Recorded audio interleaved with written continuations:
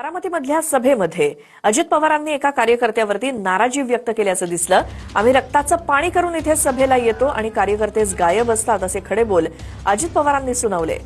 सचिन कुठे आहे उद्या सांगा त्याला, मला येऊन भेट असं म्हणत अजित पवारांचा पारा चढला।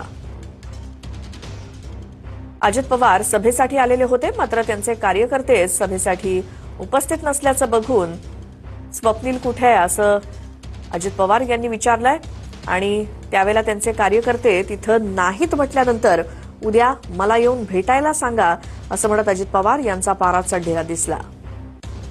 योगेश आलाय का?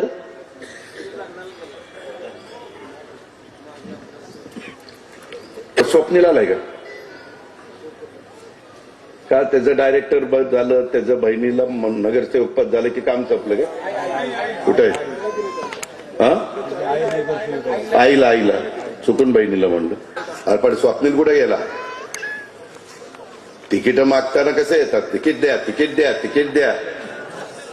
मी मात्र कोणालाही तिकीट दिली तर मी मात्र त्यांची कामं करायची आणि तुम्ही तुमच्या पुरतं बघणार। उद्या सकाळी भेट म्हणा मला तिचा, योगेशला पण भेटायला सांगा, स्वप्नीलला पण भेटायला सांगा। हे असलं नाही चालणार। त्याला आम्ही रक्ताचं पाणी करतोय। मी सुप्रीम कोर्टाच्या चीफ जस्टिस साहेबांचा कार्यक्रम करून इथं आलोय।